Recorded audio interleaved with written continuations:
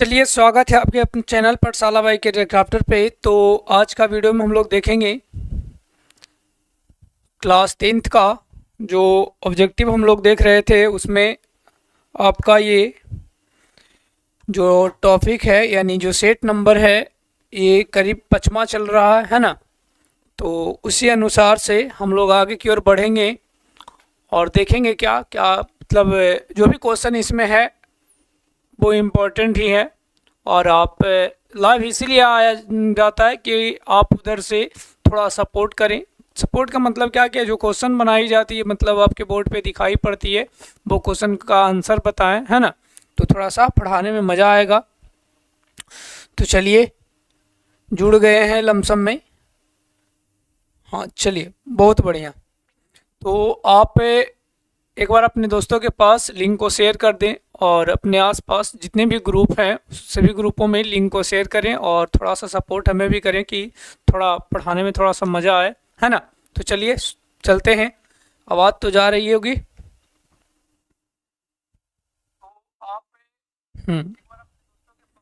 चलिए ठीक है, देखा जाए। ये हमारा टीम जो आपको पता है, कोई दिक्कत नहीं होना चाहिए इसमें। आगे चलते हैं। हमारा जो क्वेश्चन नंबर है, क्वेश्चन कहता है फर्स्ट नंबर। क्वेश्चन आपके स्क्रीन पे दिखाई पड़ रहा होगा और ये आपको बताना चाह रहा होगा कि हाँ आप हमें पहचानते हो कि नहीं पहचानते हो, है ना। तो चलिए पहचानते हैं कि नहीं, जो पहचान कर बताएं। और इसका फर्स्ट नंबर का क्वेश्चन हमें जिस तरह से बोला जा रहा है उस तरह से हम लोग क्वेश्चन देखते हैं। कहता है क्या कि निम्नलिखित में कौन एमिनो अम्ल के विखंडन से बनता है। अच्छा, जब आप पढ़े होंगे ये एक्सरसाइज बायोलॉजी सेक्शन को यदि देखा जाए तो ये 4 नंबर का क्वेश्चन है ना। और 4 नंबर का क्वेश्चन यदि देखा जाए तो उसमें हमारा जो एक्सरसाइज नेम जो दिया जाता है वो एक तरह से उत्सर्जन होती है ना। जो उत्सर्जन जो होती है, उत्सर्जन में यदि देखा जाए तो हमें पढ़ने के लिए रहता है कि जो हमारे शरीर में जो भी हमारे शरीर में उपापचय क्रिया हो रही थी और वो उपापचय क्रिया के फलस्वरूप जो अपशिष्ट पदार्थ बन रहा था वो अपशिष्ट पदार्थ को शरीर से बाहर कर रहे थे और इसी क्रिया को हम क्या बोल देते हैं, उपापचय उत्सर्जन क्रिया के नाम से जान जाते हैं, है ना। हमारे शरीर में जो भी उपापचय क्रिया हो, चाहे तो वो पोषण हो, चाहे तो वो श्वसन हो, चाहे तो वो उत्सर्जन हो, चाहे जो भी क्रिया हो रही है हमारे शरीर में होने वाली, वो सभी रासायनिक विक्रिया जो हमको लिए अच्छा, मतलब कि कुछ हमें एनर्जी प्राप्त करते हैं, हमारे शरीर के लिए अनुरक्षण हो देता है, तो वो हमें उपापचय क्रिया उसे कहते हैं। और वो उपापचय क्रिया के फलस्वरूप जो कुछ अपशिष्ट पदार्थ बन रहा था हमारे शरीर में, अब वो अपशिष्ट पदार्थ को शरीर से यदि बाहर करते हैं तो इस क्रिया को हम क्या बोलते हैं, उत्सर्जन बोलते हैं। गुरु जी ठीक है। अब चलते हैं क्वेश्चन पे। क्या क्वेश्चन कहना चाहता है, जो देखा जाए हमारे शरीर में जो उपापचय क्रिया होता है उसके बाद उत्सर्जित पदार्थ बनता है।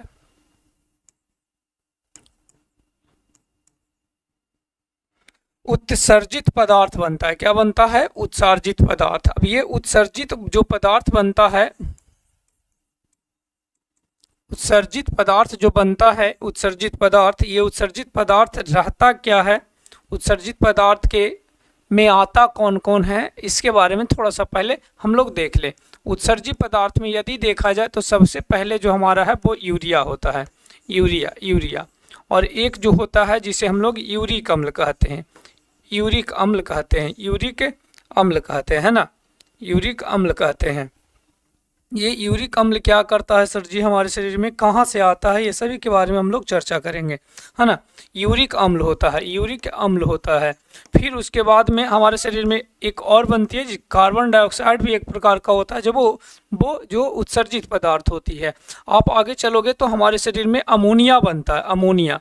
लेकिन इस बात को आप गौर करके याद रखना है, गौर से याद रखना, अमोनिया जो अमोनिया होता है बेटा जी, अमोनिया जिसका जो ये अमोनिया है इसका जो निर्माण होता है, इसका जो निर्माण होती है वो कहाँ होता है सर जी, यकृत में होता है, यकृत में।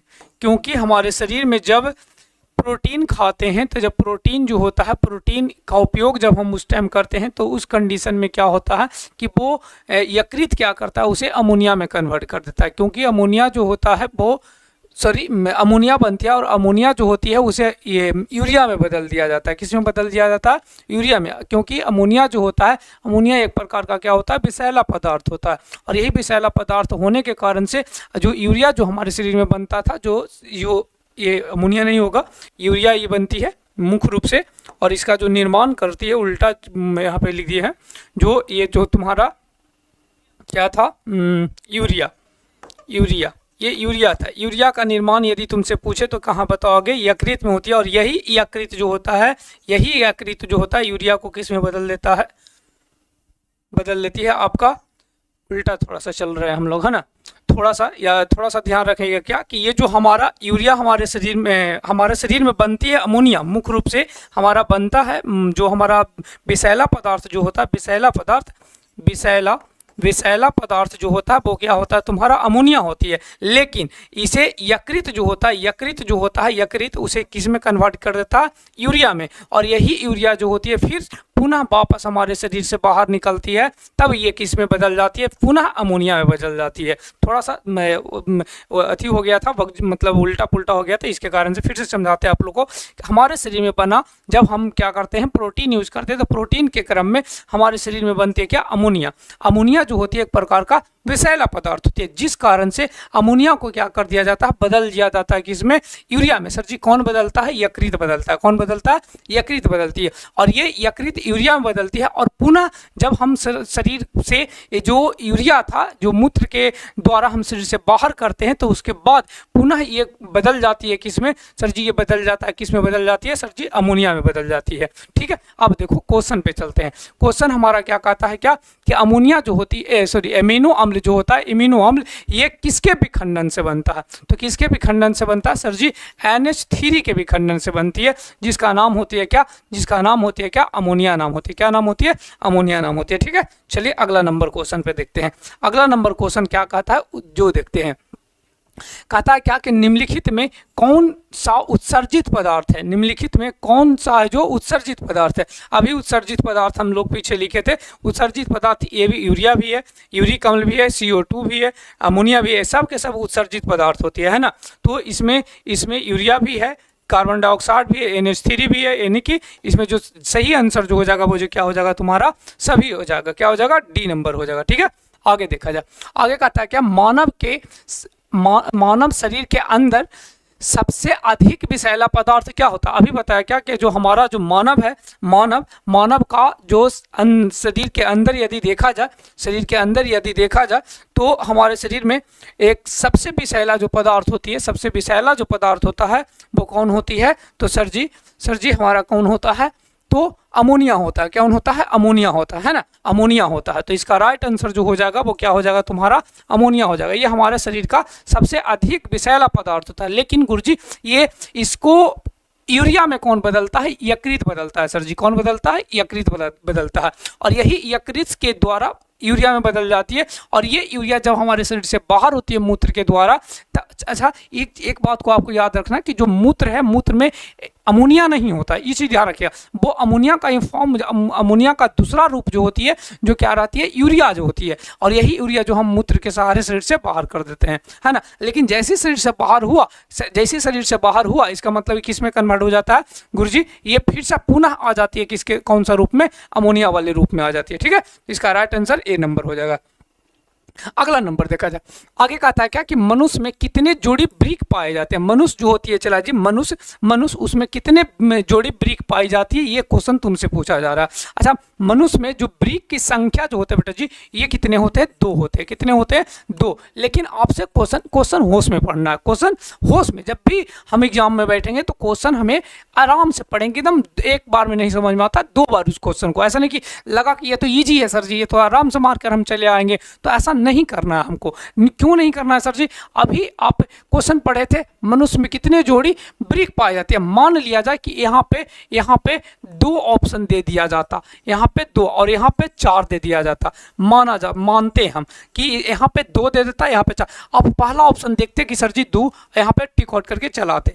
एकदम गारंटी, ये करीब 90% बच्चों का ये ही हाल होता है बेटा जी। तो यहाँ से आपको थोड़ा सा ध्यान में रखना है। क्या ध्यान में रखना? कि ये जो हमारा जो ऑप्शन ऑप्शन जो होती है वो थोड़ा सा ध्यान रखना कि ऑप्शन में कैसा दिया गया है, क्या क्वेश्चन कह रहा कि जोड़ी में ब्रिक की संख्या, क्या किस में पूछ रहा है, जोड़ी में। जोड़ी में एक जोड़ी बराबर बेटा कितना होता है, एक जोड़ी बराबर जो होता है, एक जोड़ी बराबर जो होता है वो कितने होते हैं, संख्या में 2 होते हैं। कितने होते हैं, संख्या में 2 होते हैं। तो हमारे शरीर में जो ब्रिकों की जो संख्या होती है वो कितने होते हैं सर जी, एक जोड़ी होती है। कितने होते हैं, एक जोड़ी। ये हमारा ब्रिक है ना, ये हमारा ब्रिक है। एक आधा काट हम लोग ब्रिक के देख रहे हैं ना, ये हमारा इसमें एक चीज याद रखिएगा, ब्रिक का जो अंदर वाला जो ये रेड वाला जो भाग दिखाई पड़ रहा होगा बेटा जी, इसे हम लोग क्या बोलते हैं, इसे हम लोग बोलते हैं क्या, तो हमारा सीएम होता है, सीएम। इसका ये एक तरह से बाहर वाला है, ये जो होती है वो मान के चलो तो इसका नाम होती है, ये पिरामिड संरचना होती है। और यही पिरामिड संरचना के अंदर जो होता है तुम्हारा कौन होता है सर जी, नेफ्रॉन होता है। नेफ्रॉन होता है, कौन होता है सर जी, नेफ्रॉन होता है ना, नेफ्रॉन होती है, यही होता है जो नेफ्रॉन तुम्हारा होता है। चलिए आगे देख लीजिएगा, अगला क्वेश्चन क्या कहता है जो देखा जाए। अगला क्वेश्चन कहता है कि मूत्र का रंग हल्का पीला रंग किसके कारण से होती है। मूत्र का जो रंग होती है, अच्छा देख लिया जाए क्या हाल है आप लोग का। चलिए बहुत बढ़िया, सुजीत कुमार के आ रहा है सी।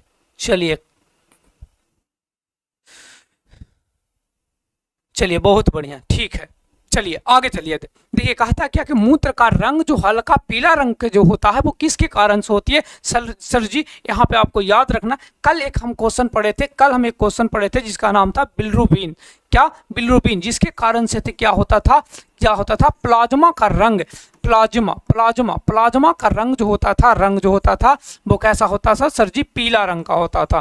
प्लाज्मा का रंग पीला रंग का होता था। लेकिन अब तुमसे कहा कि यहाँ रक्त का रंग यदि पूछ दे, रक्त का रंग, तो कि लाल जो होता है, लाल किसके कारण से होती है सर जी, हीमोग्लोबिन के कारण से होती है, हीमोग्लोबिन। और ये तो फाइब्रिन जो होती है एक प्रकार का क्या होता है सर जी, हार्मोन होता है। क्या होता है, हार्मोन। ये जो तुम्हारा डी नंबर में जो दिया गया है, जो एक प्रकार का वर्णक होती है हमारे शरीर में, जिसका नाम होती है यूरोक्रोम। क्या नाम होती है, यूरोक्रोम नाम होती है। और यही यूरोक्रोम के कारण से जो मूत्र जो होता है, इसका रंग जो होता है वो कैसा होता है सर जी, पीला होता है। कैसा होता है, पीला होता है। ठीक है, चले आगे, अगला नंबर देख लिया जाए। टैनिन तथा रेजिन से क्या तैयार किया जाता है। टैनिन जो होती है, टैनिन या रेजिन जो होती है, दोनों के दोनों जो होता है बेटा जी, ध्यान रखिएगा क्या कि हमारा पादप उत्सर्जित पदार्थ है। पादप उत्सर्जित पदार्थ है। पादप उत्सर्जित पदार्थ है ना, ये क्या है, पादप उत्सर्जित पदार्थ है। अब ये पादप उत्सर्जित पदार्थ है तो अब बनेगा क्या, तेल बन सकता है, गोंद बन सकता है, स्याही बन सकता है, या इनमें से सभी बन सकता है। तो जो हमारा टैनिन और रेनिन जो होता है, ये दोनों के दोनों से हम प्राप्त करते हैं सर जी, गोंद प्राप्त करते हैं। क्या प्राप्त करते हैं सर जी, गोंद प्राप्त करते हैं। इसका मतलब राइट आंसर इसका जो हो जाएगा वो क्या हो जाएगी, बी नंबर हो जाएगा। कोई दिक्कत नहीं होनी चाहिए। ठीक है, चलिए अगला नंबर क्वेश्चन कहता है कि रेजिन जो होता है, रेजिन किस पौधे का उत्सर्जित पदार्थ होता है। रेजिन जो होता है बेटा, ये जो पौधा दिखाई पड़ रहा है एक प्रकार का शंकुआधारी पौधा,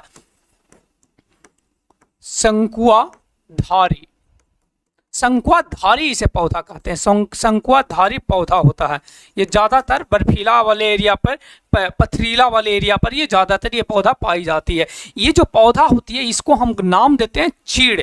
क्या नाम होता है, चीड़ नाम होता है। और यही चीड़ के जो उत्सर्जित पदार्थ होता है, यही चीड़ से जो उत्सर्जित पदार्थ है जिसका नाम होती है रेजिन। और रेजिन से ही हम क्या प्राप्त करते हैं सर जी, गोंद प्राप्त करते हैं। क्या प्राप्त करते हैं सर जी, गोंद। देखो यहाँ पे एक पौधा दिखाई पड़ा, ये जो पौधा का जो छाल है, देखो पौधा का छाल को यहाँ से काट दिया गया है ना, यहाँ से काट दिया गया। और यहाँ से ये उत्सर्जित पदार्थ धीरे धीरे क्या होते रही है, बाहर निकल रहा है ना, धीरे धीरे यहाँ से निकल रहा। और यही उत्सर्जित पदार्थ जब धीरे धीरे बाहर निकलती है तो उसे एकत्र करते हैं, जमा करते हैं, और उसका उपयोग हम किसके रूप में कर लेते हैं सर जी, गोंद के रूप में करते हैं। फिर इसे हम क्या बना लेते हैं, गोंद बना लेते हैं। ठीक है, चलिए अगला नंबर का था क्या कि मूत्र मार्ग में पथरी नामक बीमारी होती है। वो पथरी किस चीज की बनी होती है, ये क्वेश्चन बताओ। चलो बताओ तो जरा आंसर। 7 का डी। 8 नंबर में चलो बेटा जी, 8 नंबर में।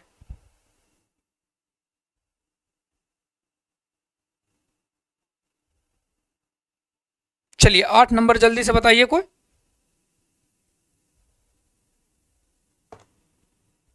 बताइएगा। 8 नंबर, हाँ देखो ये हमारा ब्रिक है ना, ये हमारा ब्रिक है, किडनी है। ये जो किडनी है, ये जो किडनी है, इसके शरीर में जो किडनी के भीतरी भाग जहाँ पे हाइलम होता है, ये वाला जो भाग होती है, ये देखो यहाँ से हाइलम कहलाती है। ये वाला जो सतह होती है, इस सतह को हाइलम कहते हैं। ये वाला जो सतह होती है, ये सतह यही को हाइलम कहते हैं। जहाँ से ये मूत्रवाहिनी निकलती है, ये जो मूत्रवाहिनी जो निकल रही थी, यही मूत्रवाहिनी को हम लोग क्या, मूत्रवाहिनी जहाँ से निकलती है उस भाग को हम लोग हाइलम कहते हैं। क्या बोलते हैं? हाइलम कहते हैं, याद रखिएगा, हाइलम, हाइलम कहते हैं, है ना, हाइलम कहते हैं। और ये जो हाइलम जो है, हाइलम जो होती है, हाइलम से ऊपर की ओर यदि जैसे जाते हैं तो जो हमारा ये देखो ऐसे संरचना को दिया, पत्थर जैसा एकदम हार्ड एक वस्तु दिखाई पड़ रही है ना, जमा हुआ, ये आपका किडनी में भी होती है। ये आपका कहाँ पे? ब्लैडर यानी कि मूत्राशय में भी होती है। मूत्राशय में भी होता है, मूत्राशय में भी होते हैं। देखो इस फिगर में भी दिखाई पड़ रहा है और इस फिगर में भी दिखाई पड़ रहा है। ये जो जम जाती है ना, इसे तो ऑपरेशन करके इसे निकाला जाता है। यदि संभव तक यदि कुछ कम मात्रा में होती है तब तो दवा द्वारा इसे खत्म कर किया जा सकता। लेकिन यदि वो ज्यादा रूप ले लिया, बहुत ज्यादा बन गया, तब उस कंडीशन में क्या करना पड़ता है? इसे ऑपरेशन कर कर फिर से मतलब निकाला जाता है। ये जो बना हुआ रहता है चला जी, ये जो बना हुआ रहता है वो किसका बना हुआ रहता? तो कैल्शियम ऑक्जीलेट का बना हुआ रहता। किसका बना हुआ रहता? कैल्शियम ऑक्जीलेट का बना हुआ रहता। चलिए 8 का सी नंबर आ रहा था सत्यम चौधरी का। चलिए बहुत 8 का सुजीत कुमार का ए बता रहे हैं। चलिए बहुत बढ़िया। तो इसका जो राइट आंसर जो भी बताए ए, इसका मतलब राइट आंसर इसका क्या हो जाएगा? सही हो जाएगा तुम्हारा कैल्शियम ऑक्जीलेट। पोटेशियम ऑक्जीलेट नहीं होता बेटा जी, कैल्शियम ऑक्जीलेट होता है। ठीक है, चले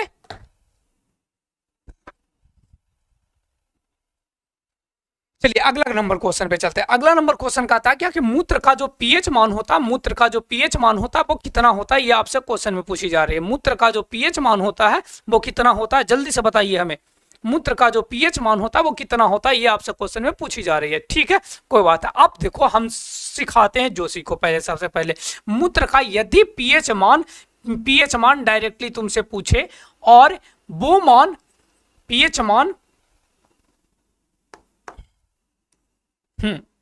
पीएच मान आपसे पूछे और वो मान किस में दिया हो रहा है? सीमा में दिया हो रहा है। सीमा मतलब एक परास में दिया रहे।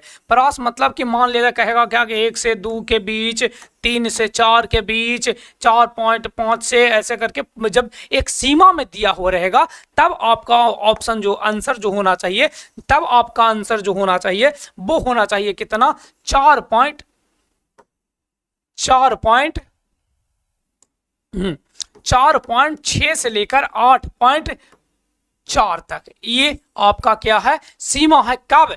जब तुमसे ऐसे करके पूछे कि हाँ कितना, इतना से इतना दूरी का होता है, तब ये तुमसे ऑप्शन में दे दे कि हाँ इतना से इतना के बीच, इतना से इतना के बीच, इतना से इतना के बीच। लेकिन यदि तुमसे डायरेक्टली क्वेश्चन पूछे बिना सीमा वाला, जैसे कि ये देखो विदाउट सीमा का मतलब कि यहाँ से यहाँ ऐसा कुछ नहीं दिया गया, तब उस कंडीशन में आपको क्या मारना है? सर जी 6 मारना। ये औसत है, औसत है ना, ये औसत पीएच मान होता है। पीएच मान होता है किसका? सर जी मूत्र का। किसका औसत मान होता है? पीएच मान कितना होगा? सर जी 6 हो जाएगा। कितना हो जाएगा? 6 हो जाएगा। लेकिन यदि तुमसे कोई डायरेक्टली क्वेश्चन पूछता है तो आपको कितना बताना है? सर जी 4.6 से लेकर 8.4 तक। कहां तक? 8.4 तक। ठीक है, 4.6 से लेकर 8.4 तक की इसकी सीमा होती है। वो स्थिति निर्भर किस पर करता है कि आप कितना प्रोटीन खा रहे हैं ना। जितना आप प्रोटीन खाइएगा उसके अनुसार से वो आपके शरीर में बनेगा, है ना।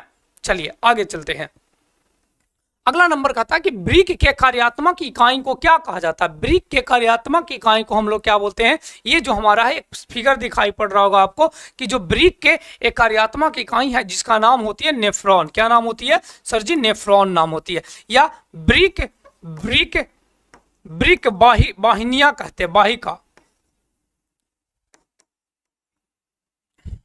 वाहिका, ब्रिक वाहिका के नाम से भी जानते हैं इसे, है ना। ये ब्रिक नलिका भी कहते हैं कभी कभी, ब्रिक नलिका भी कहते हैं, नलिका ब्रिक नलिका के भी नाम से जानते हैं। इसकी संख्या जो होता है बेटा जी हमारे शरीर में करीब करीब लगभग 10 लाख होते हैं। कितने होते हैं? सर जी 10 लाख होते हैं। कितने होते हैं? 10 लाख होते हैं। देखो इकाई, दहाई, सैकड़ा, हजार, 10,000, लाख, 10 लाख, यानी सही है ना। 10 लाख ये होती है, ये 10 लाख होता है। कितना होता है? 10 लाख। तुमसे पूछेगा कि ब्रिक में नेफ्रॉनों की जो संख्या होती है वो कितनी होती है, तुमको क्या बताना है? सर जी 10 लाख होता है। कितना होता है? 10 लाख। एक ब्रिक की बात करें, इस बात पर भी गौर करना है, इस बात पर भी याद रखना है क्या तुम्हें कि जो हम केवल जो कह रहे हैं वो कितना के? एक ब्रिक की। जब दोनों ब्रिक के तुमसे पूछेगा तो लगभग कितने हो जाएंगे? सर जी 20 कितना हो जाएगा? 20 लाख हो जाएगा। ठीक है, चलिए आगे देखते हैं। तो इसका जो राइट आंसर जो हो जाएगा वो क्या हो जाएगा? सर जी नेफ्रॉन हो जाएगा। क्या हो जाएगा? नेफ्रॉन हो जाएगा। ये हमारा नेफ्रॉन का चित्र होती है। इसका शुरुआत जो होता है बेटा जी वो बोमेन जैसा एक संपुट जैसा, मतलब प्याले जैसा एक संरचना होती है। ये थोड़ा सा दिखा देते हैं आप लोग को। एक प्याले जैसी संरचना होती है, एक प्याले जैसी संरचना होती है, और यही संरचना से जो होता है वो शुरुआत होता है इसका, जिसका नाम है क्या? जिसका नाम है क्या सर जी? नाम है नेफ्रॉन। क्या नाम है? नेफ्रॉन होती है। और ये वाला जो संरचना जो दिखाई पड़ रहा है, ये वाला जो संरचना जो दिखाई पड़े, शुरुआत यहाँ से होती है, यहाँ से। और ये वाला जो संरचना होती है जिसे हम लोग कहते हैं बोमेन संपुट। क्या बोलते हैं? बोमेन संपुट। बोमेन संपुट के नाम से जानते हैं। बोमेन संपुट के अंदर भरा हुआ रहता एक जाल जैसी संरचना, और वो जाल जैसी संरचना को हम क्या बोलते हैं? सर जी ग्लोमेरुलस कहते हैं। क्या बोलते हैं? ग्लोमेरुलस कहते हैं। और यही ग्लोमेरुलस जो होता है वो एक प्रकार की छन्ना पात्र की तरह कार्य करता, यानी कि जो हमारे जितने भी रक्त हैं, रक्त को क्या करता है? वो छानने का कार्य करता है। उसमें जितने भी अपशिष्ट पदार्थ था, यूरिया था, यूरिक अम्ल था, अमोनिया था, ये सभी को क्या करेगा? वो वहां से हटाने का कार्य करते हैं, मतलब छानने का कार्य करती है। और उसके बाद में इस नली के द्वारा ये जुड़ा हुआ रहता है। ये संग्राहक नली से कहते हैं संग्राहक।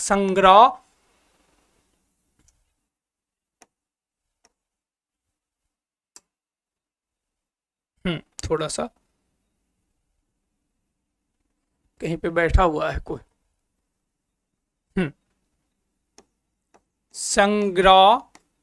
संग्राहक नली होती है, संग्राहक नली होती है। और ये जो संग्राहक नली होती है वो आगे खुलती है कहाँ पे? मूत्र वाहिनी में। कहाँ पे? मूत्र वाहिनी में खुलती है। कहाँ पे खुलती है? तो सर जी मूत्र वाहिनी में खुलती है। ठीक है, चलिए आगे चलते हैं। अब अगला नंबर कहता है क्या कि ब्रिक के बाहरी भाग को क्या कहते हैं? ब्रिक की बाहरी और भीतरी वाले भाग की यदि तुमसे क्वेश्चन पूछे, एक क्वेश्चन तुमसे पूछती है, याद रखेगा सीएम याद रखेगा। क्या याद रखेगा? सीएम। तुम जब बाहर पूछेगा तो क्या बताना? तुम्हें कॉर्टेक्स बताना। क्या बताना? कॉर्टेक्स। सी से क्या हो जाएगा? कॉर्टेक्स हो जाएगा। एम से क्या हो जाएगा? सर जी मेडुला हो जाएगा। क्या हो जाएगा? मेडुला हो जाएगा। क्या हो जाएगा? मेडुला हो जाएगा। याद रखना एकदम एकदम ये सब ट्रिक एकदम मुंह पर होना चाहिए। कोई ट्रिक वाली बात किया, बस हमें याद रखना है कि कौन आगे रहेगा कौन पीछे रहेगा। हम एक सेंटेंस याद रख ले कि जो ब्रिक का जो आंतरिक जब संरचना हम देख रहे हैं, आंतरिक संरचना देख रहे हैं, तो उसमें जो अस्तर है, जो उसकी जो भाग है, जो भीतरी वाला भाग जो होती है वो मेडुला होती है। अब जबकि बाहर वाला जो भाग होती है उसे हम लोग क्या बोलते हैं? सर जी क्या बोलते हैं? तो सर जी कॉर्टेक्स बोलते हैं। ठीक है, चले अगला नंबर।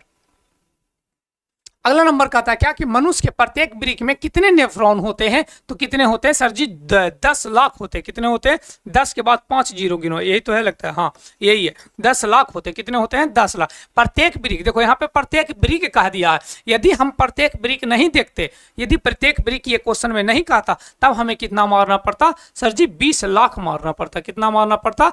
20 लाख मारना पड़ता है ना, क्योंकि टोटल ब्रिकों की संख्या 2 होते हैं और दोनों में ये इसकी संख्या जो हो जाता है वो कितना हो जाता है? सर जी कितना हो जाता है? 20 लाख हो जाता है। ठीक है, चलिए कहता क्या कि ब्रिक का वजन कितना होता है? लगभग यदि ब्रिक की वजन की बात करें तो भार की बात करें, इसमें भी ब्रिक की कहता है, लेकिन यहाँ पे हमको क्वेश्चन के हिसाब ऑप्शन के हिसाब से देखना पड़ेगा। हाँ ये क्वेश्चन आपसे कह रहा है क्या ब्रिक का वजन कितना होता है? इसका मतलब ये एक ऑप्शन के हिसाब से देखा जाए, अच्छा इनमें से कोई भी नहीं है तो इसका राइट आंसर जो हो जाएगा वो क्या हो जाएगा? इनमें से कोई नहीं हो जाएगा। यदि तुमसे कहता केवल कि प्रत्येक ब्रिक की प्रत्येक ब्रिक की भार, प्रत्येक ब्रिक की भार तुमसे पूछता, तब सर जी कितना बताते हम? तब बताना पड़ता आपको कितना? सर जी 100, ऐसे तो होता है 120 से 170 ग्राम के आसपास, 120 से 170 ग्राम के आसपास, लेकिन लेकिन ऑप्शन उसके हिसाब से देखा जाए, हाँ तो है ये था, एक ऑप्शन था यदि प्रत्येक ब्रिक से कहता तो हमें ऑप्शन के हिसाब से कहा किसे मारना पड़ता, ए को मारना पड़ता, मतलब 150 ग्राम एवरेज यदि देखा जाए तो 150 ग्राम हो जाता है ना, एक प्रत्येक ब्रिक की बात कर रहा। लेकिन तुमसे यदि कहा गया कुछ, क्या बोला गया कि ब्रिक का वजन बताओ, मतलब टोटल ब्रिक की बात कर रहा है, या डायरेक्टली क्वेश्चन पूछता कि टोटल ब्रिक का वजन कितना, यदि हमारे पास इनमें से कोई वाला ऑप्शन नहीं रहता तब हम किसे मारते गुरुजी, तब हम मारते किसे, 150 ग्राम मारते, क्योंकि अब तब कंफर्म हमें हो जाते हैं कि हमसे क्वेश्चन जो पूछा जा रहा है, भले कि इसमें दिखाया नहीं गया है लेकिन हमसे क्वेश्चन ये पूछा जा रहा है क्या कि प्रत्येक ब्रिक की वजन आप बताएं, है ना। तो इस बात को भी ध्यान रखना कि प्रत्येक ब्रिक का वजन जो होती है 120 ग्राम से 170 ग्राम, वो उसके एज के अनुसार, उसके शरीर के अनुसार पता चलती है कि उसका वजन कितना है, उसका शरीर का आकार कैसा है उसका, तो उसी के अनुसार से उसका क्या पता चलेगा, तुम्हारा ब्रिक का भार दिखाई पड़ जाएगा। ठीक है, चलिए अगला नंबर, मनुष्य में प्रतिदिन यूरिक अम्ल मूत्र के साथ उत्सर्जित होता है, कितना मूत्र उत्सर्जित होता है, ये तुमसे क्वेश्चन में पूछा गया है। मनुष्य में प्रतिदिन यूरिक अम्ल की बात कर रहा है, यूरिक एसिड या यूरिक अम्ल की बात कर रहा है, मूत्र के साथ उत्सर्जित होती है। देख लिया जाए कितना कितना कह रहा है, जो देखिए अगला क्वेश्चन में कहता है क्या, क्वेश्चन में प्रतिदिन यूरिक अम्ल मूत्र के साथ उत्सर्जित होता है यदि उसके हिसाब, अच्छा ये सब चीज बेटा जी याद रखिएगा कि भोजन के अनुसार ही निर्भर करता है, उसके शरीर में कितना प्रोटीन ग्रहण किया जा रहा है उसी के हिसाब से उसके शरीर में बनेगा, क्योंकि जितने भी उत्सर्जित पदार्थ ये सभी के सभी एक प्रकार का नाइट्रोजनी पदार्थ था। क्या था, नाइट्रोजन। अच्छा यूरिया का सूत्र याद है, यूरिया का, यूरिक हम छोड़ दीजिए, यूरिया का तुमसे क्वेश्चन पूछती है यूरिया का सूत्र बताइए, तो NH2CONH2 होता है। ठीक है, या इसी को क्या लिखता है, ऐसे लिखता है, CONH2 के होल 2। आइए VVI क्वेश्चन एकदम बांध के रख लो, ये क्वेश्चन पूछा जाता है आपसे बोर्ड में, आप जाइएगा क्वेश्चन बैंक उलट कर देखिएगा तो ये कई बार क्वेश्चन पूछा हुआ है बायोलॉजी सेक्शन से कि आप यूरिया का सूत्र बता दें।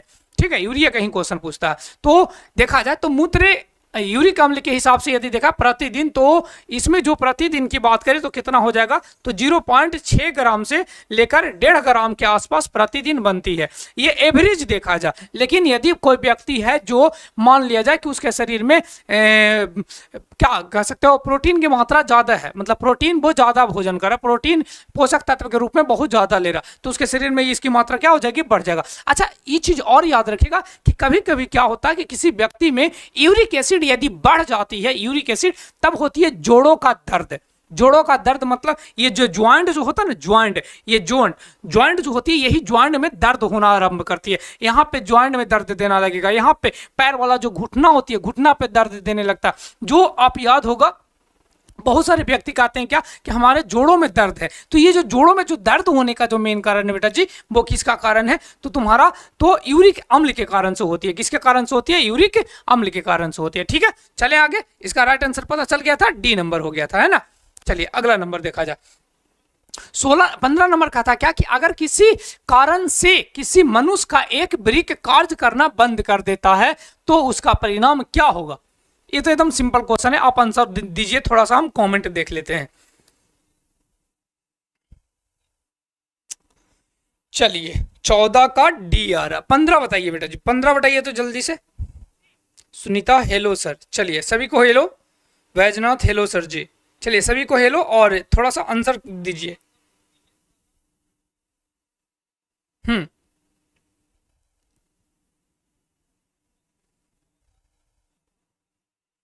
तुम्हारा क्वेश्चन कहता है कि अगर किसी कारण से किसी मनुष्य का एक ब्रिक कार्य करना बंद कर देता है तो उसका परिणाम क्या होगा यदि मान लिया जाए। अच्छा हमारे पास किडनी की संख्या कितने थे, 2 थे गुरुजी। ठीक है, किडनी हमारे पास कितने थे, 2 था, कोई दिक्कत नहीं, इसमें नहीं है। हाँ सर कोई दिक्कत नहीं है। अब कहा क्या कि ये जो किडनी जो 2 है, यदि मान लिया जाए कि कोई मार दिया गुस्सा मतलब क्या हुआ कि कोई कहीं लड़ाई करने गए और किसी कारण बस आपका किडनी पे मार दिया, जिसके कारण से तुम्हारा किडनी हो गया डैमेज। अब किडनी डैमेज हो गया, ऐसे ज़्यादातर मधुमेह के कारण से डैमेज हो जाता है या रक्तचाप ज़्यादा हो जाने के कारण से होती है, मतलब ये सभी बहुत सारे कारण इसका हो सकता है, जिसके कारण से सोच लिया जाए, मान लिया जाए, हम दिमाग में यही बैठाते हैं कि हमारा जो किडनी है एक वो डैमेज हो गया। अब किडनी एक डैमेज हो गया तो हमारे पास कितने था किडनी सर जी, 2 थे, तो जब दो थे तो ऐसा नहीं कर सकते कि एक तो काम करेगा, ऐसा होता कि मृत्यु हो जाएगा? नहीं, मृत्यु नहीं होती है, मृत्यु नहीं होती है। उसका परिणाम क्या होगा? तो उत्सर्जन बंद हो जाएगी। ऐसा तो नहीं होगा सर जी, एक तो हमारे पास किडनी बच रहा था, तो ये तो गलत हो गया। दूसरे वृक्क से उत्सर्जन होगा, बस यही चीज को तो ध्यान देना कि दूसरा जहां से आ जाए। तीसरा कहता है मनुष्य की तुरंत में कभी मृत्यु होगा? संभव है कि मृत्यु होगा? नहीं हो सकता। तो ये तो ऑप्शन हो ही नहीं सकता, इनमें से कोई नहीं, तो होगा करेगा। इसका मतलब राइट आंसर क्या हो जाएगा तुम्हारा? बी हो जाएगा। ठीक है, चलिए अगला नंबर। मानव में डायलिसिस थैली है। डायलिसिस थैली क्या होता है? डायलिसिस जो थैली होता है एक प्रकार का, इसे अपोहन कहते हैं बेटा जी, याद रखिएगा। इस जो डायलिसिस जो थैली है इसे हम लोग क्या बोलते हैं? अपोहन कहते हैं, अपोहन। याद रखिएगा, क्या बोलते हैं? इसे अपोहन कहते हैं। और ये जो अपोहन जो होता है इसी को हम लोग एक नाम और से जानते हैं, जिसका नाम होती है क्या? कृत्रिम ब्रीक। क्या नाम से जानते हैं? ब्रीक। कृत्रिम ब्रीक के नाम से जानते हैं। किस नाम से जानते हैं सर जी? कृत्रिम ब्रीक के नाम से जानते हैं। ठीक है, तो अब देखो, कहता मानव में डायलिसिस थैली है। क्या है थैली? तो कृत्रिम ब्रीक। यदि आपका ब्रीक डैमेज हो जाता है, क्या हो जाता है? कृत्रिम जो तुम्हारा ब्रीक है, जो मेन डैमेज, अभी मान लीजिए कि पीछे वाला जो क्वेश्चन को देखें, एक डैमेज हुआ था, दोनों को दोनों डैमेज कर गया। अब दोनों को दोनों डैमेज कर गया तो उस कंडीशन में तो तुम्हें दिक्कत हो जाएगी, तब तो तुम्हें मृत्यु हो जाएगा। तब उस कंडीशन में हम लाते हैं इसका जो नाम है, जिसका नाम क्या है? एक मशीन, जिसका नाम होती है डायलिसिस मशीन। ये जो हमारा डायलिसिस मशीन जो होती है, इसे बोलते हैं हम लोग डायलाइजर। क्या बोलते हैं? डायलाइजर नहीं, इसे डायलाइजर, इसे डायलाइजर के नाम से जानते हैं। ये डायलाइजर जो होती है वो क्या करता है? रक्त को साफ करने का। अच्छा, इसमें होती है एक प्रकार का डायलिसिस द्रव भरा हुआ। डायलिसिस देखो, इसमें एक ये द्रव भरा हुआ रहता है, जिसका नाम होती है डायलिसिस। डायलिसिस द्रव भरा होता है। क्या भरा हुआ रहता है? डायलिसिस द्रव भरा होता है। और यही द्रव जो होती है वो किडनी की जैसा, हमारे जो नेफ्रॉन की जैसा कार्य करता है। मतलब ये शुद्ध करने का कार्य करता है। इसे मिलाओ और तुम्हारा जो, जैसे होता है ना कि पूजा में हम लोग क्या करते हैं कि जो हमारे पास जो दूध होती है या जो हमारे पास जो केला होते हैं, उस केला को मिला देते हैं तुम्हारे गंगा जली में। अब वो गंगा जली भी, जो तुम्हारा जो दूध था या पानी था, उस पानी में आप मिलाए थे, गंगा जली का 2 बूंद भी डाल दिए तो तुम्हारा जो पानी था वो क्या हो गया? शुद्ध हो गया। तो इसीलिए उसी तरह से हमारा डायलिसिस जो होती है, डायलिसिस में, डायलिसिस थैली में एक द्रव होती है जिसका नाम होती है डायलिसिस द्रव। और ये डायलिसिस द्रव जो होता है, डायलिसिस द्रव यदि ये मिल जाती है रक्त में, मिलकर उसमें से अपशिष्ट पदार्थ को, जो यूरिया था, यूरिक अम्ल था, ये सब जो सभी को क्या करता है? वहां से छानकर हटा देता है। मतलब एक प्रकार का ये कृत्रिम ब्रीक की तरह कार्य करता है। अब मानव में इस तरह के विधि को उपयोग किया जाता है, इस मशीन को लगाई जाती है, इसीलिए इसे हम लोग कभी कभी हीमोडायलिसिस के नाम से जानते हैं। हीमोडायलिसिस के नाम से जानते हैं। मानव में प्रयोग किया जाता है इस विधि को, इसलिए हम लोग क्या बोलते हैं? इसे हीमोडायलिसिस के नाम से जानते हैं। ठीक है, तो इसका राइट आंसर, अच्छा ब्रीक तो है ही नहीं, तो इसमें ब्रीक नहीं है, तो हमारा क्या हो जाएगा? नेफ्रॉन हो जाएगा। क्या हो जाएगा? नेफ्रॉन हो जाएगा इसका आंसर। ठीक है, कथा निम्नलिखित में कौन उत्सर्जित अंग है? तो सब जान रहा है कि ब्रीक के बारे में अभी तक जितना क्वेश्चन पढ़े हैं सब ब्रीक है। इसका मतलब राइट आंसर इसका क्या हो जाएगा? ब्रीक हो जाएगा। ब्रीक जो होती है वो एक प्रकार का उत्सर्जित अंग होती है, ये उत्सर्जन से संबंधित है। इस तरह से ऐसे करके क्वेश्चन तुमसे पूछी जाती है। ये हमारा एक प्रकार जो दिखाई पड़ रहा वो बाह्य संरचना है, किसका सर जी? ब्रीक का होती है ना। ये पूरे के पूरे जो संरचना होती है ब्रीक। अच्छा, ये जो संरचना होती है बेटा जी, ये जो दिखाई पड़ रहा, यही जो तुम्हारा है वो क्या है? एक प्रकार की ग्रंथि है जिसका नाम होती है एड्रीनल ग्रंथि। क्या नाम होती है? एड्रीनल ग्रंथि के नाम से जानते हैं, ग्रंथि। और ये अगला एक्सरसाइज जब हम लोग, मतलब अगला ना, मतलब कि कहीं क्वेश्चन मिलेगा तो उसके बारे में पता चलेगा। एड्रीनल ग्रंथि जो होती है एक प्रकार का अंतःस्रावी ग्रंथि होती है। कैसी ग्रंथि होती है? अंतःस्रावी ग्रंथि। और ये जो होती है हार्मोनों का स्त्रावन करती है। क्या करता है सर जी? हार्मोन का स्त्रावन करती है ना। चलिए, यहाँ से ये वाला भाग अभी बताए थे कि क्या कहलाती है? हाइलम कहलाती है। हाइलम से ही होती निकलती है, दोनों ब्रिक के दाएं और बाएं ब्रिक से एक नली पतली निकलती है जिसका नाम होती है मूत्र वाहिनी। क्या नाम होती है? मूत्र वाहिनी। यहाँ से भी देखो निकल रहा है और इधर से भी निकल रहा है। और ये मूत्र वाहिनी किससे जुड़ा हुआ रहता है? एक नाशपाती के जैसी आकार की, जिसका नाम होती है क्या? मूत्राशय। क्या नाम होती है? मूत्राशय। और ये मूत्राशय में क्या होता है? मूत्र जमा होता है। क्या होता है? मूत्र सर जमा होता है। एकत्र होने के लिए कहाँ जाना पड़ता है? मूत्राशय में। और ये मूत्राशय जब फ्लो होती है, मतलब कि फुल होता है, तो यहाँ से हम धीरे धीरे मूत्र मार्ग के सहारे से क्या करते हैं? जो हमारे शरीर में जो अपशिष्ट पदार्थ बना था वो अपशिष्ट द्रव को हम क्या करते हैं, शरीर से बाहर कर देते हैं। ठीक है, चला जाए अगला नंबर। यूरिया रक्त में कहां से प्रवेश करता है? यूरिया रक्त में कहां से प्रवेश करता है? सर जी पहला क्वेश्चन में इसी के बारे में हम लोग पढ़े थे कि यूरिया जो होती है हमारा रक्त में कहां से, यकृत से प्रवेश करता है। क्योंकि जो यकृत जी हैं जो क्या करते हैं कि जो हमारे शरीर में अमोनिया बना था, वो अमोनिया एक प्रकार का विषैला था, तो इन्हें पता चला कि तो पूरा शरीर को डैमेज कर देगा। इस कारण से इन्होंने सोचा क्या कि इसे हम दूसरे चीज़ों में कन्वर्ट कर देते हैं, और ये कन्वर्ट कर देता है किसमें, यूरिया में कन्वर्ट कर देता है। और यही यूरिया जाकर फिर मिल जाती है रक्त में, और रक्त के जॉब जाती है कहाँ पड़ी, तो बोमेन संपुट ब्रिक का एक भाग है नेफ्रॉन, नेफ्रॉन के अंदर एक संरचना था जिसका नाम था बोमेन संपुट। बोमेन संपुट के अंदर था क्या, ग्लोमेरुलस था, और वही ग्लोमेरुलस क्या करता है, उसे छानती है, तो छान कर बाहर करता है, और छान कर बाहर करके वो मूत्र के सहारे क्या कर देता है, शरीर से बाहर। लेकिन जैसे ही वो शरीर से बाहर गया फिर वो अपना रूप ले लेता है, और वो रूप ले लेता है किसका, सर जी अमोनिया वाला रूप ले लेता है। ठीक है, चला जाए अगला नंबर। अगला नंबर कहता है क्वेश्चन क्या कि ब्रिक के संरचनात्मक एवं क्रियात्मक इकाई को क्या कहते हैं? ब्रिक के संरचनात्मक मतलब संरचना देने वाले और क्रियात्मक देने वाले इकाई जो होती है उसे क्या कहते हैं? सर जी सबको पता है क्या कहलाती है, नेफ्रॉन कहलाती है। क्या कहलाती है सर जी, नेफ्रॉन कहलाती है। ठीक है, चला जाए अगला नंबर। क्योंकि जितने भी ब्रिक हैं, ब्रिक जो हैं दोनों के दोनों ब्रिक में सबसे ज्यादा संख्या में जो पाए जाने वाली जो संरचना होती है जिसका नाम होते हैं नेफ्रॉन, या ब्रिक नलिका कहते हैं, ब्रिक वाहिका कहते हैं। और यही नेफ्रॉन जो होती है तुम्हारे शरीर में मुख्य रूप से क्या कहता है, उत्सर्जन में भाग लेता, क्योंकि इसकी संख्या बहुत ज्यादा होती है। करीब करीब दोनों ब्रिक की बात करें तो अभी बताया कितना सर जी, 20 लाख होते हैं। चलिए जाए अगला नंबर।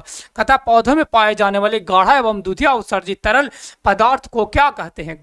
पौधों में पाए जाने वाली गाढ़ा एवं, आप देखोगे बेटा जी कि कभी कभी कोई पत्ती को या टहनी को तोड़ देते हैं, किसी पौधे की पत्ती या टहनी को तोड़ते हैं तो उसके शरीर से उजला द्रव निकलता है। वही क्वेश्चन तुमसे पूछा जा रहा कि जो उजला जो द्रव, ये गाढ़ा एवं दुधिया जो उत्सर्जित पदार्थ जो स्रावित हो रही है, ये उत्सर्जित पदार्थ को क्या कहा जाता है, ये हमसे बताएं। तो ये जो निकलता है सबसे पहले तो ये निकलता कहाँ से, आप एक ऑप्शन एक चीज को याद रखिएगा, पीपल को याद रखिएगा। पीपल आप देखोगे, पीपल आप देखोगे, पीपल के भी पत्ती को जब तोड़ते होंगे तो उसके शरीर से उजला द्रव जैसा निकलता है ना। आप तित कैनाल देखे होगे, ये सब चीजों का जब तोड़ते होगे तो उसको उजला द्रव निकलता है। ये सभी के सभी एक प्रकार का क्या होता है सर जी, लैक्टेस होता है। क्या होता है, लैक्टेस कहलाती है। क्या कहलाता है सर जी, लैक्टेस कहलाती है। ठीक है, तो ये था हमारा 20 क्वेश्चन है ना, ये था क्या 20 क्वेश्चन था। और आशा करते हैं, चलिए 20 का ए बता रहे हैं, हाँ ठीक है, बहुत बढ़िया, 20 का ए था। तो ये हमारा 20 क्वेश्चन है, और फिर आगे चलेंगे और शायद अगला वाला जो एक्सरसाइज होगा उससे क्वेश्चन 20 क्वेश्चन उठाएंगे हम लोग। और तब तक के लिए तो थोड़ा सा आप लोग का सपोर्ट चाहिए। हाँ बहुत बढ़िया, सुजीत कुमार भी बता रहे हैं, कितना सुजीत कितना बता रहे हैं, 20 का ए बता रहे हैं। चलिए बहुत बढ़िया, तो ये हमारा, चलिए प्रिंस बताया, और अच्छा सत्यम चौधरी बता रहे हैं कि 20 का सी होगा सर जी। 20 का सी नहीं होगा बेटा जी, यहाँ पे लैक्टेस की बात कर रहा है, उजला गाढ़ा द्रव होती है, इसके कारण से इसे हम लोग क्या बोलते हैं, लैक्टेस कहते हैं। क्या कहते हैं, लैक्टेस कहते हैं ना, इस बात को ध्यान रखना, लैक्टेस कहा जाता है। तो ठीक है, चलिए फिर मिलते हैं नेक्स्ट वीडियो में। और ज़्यादा से कुछ नहीं करते हैं आप लोग का कि अपने दोस्तों के पास जो इस लिंक को थोड़ा सा शेयर कीजिए, थोड़ा सा सपोर्ट करिए, है ना। तो चलिए फिर मिलते हैं नेक्स्ट वीडियो में, तब तक के लिए जय हिंद, थैंक्स फॉर वॉचिंग।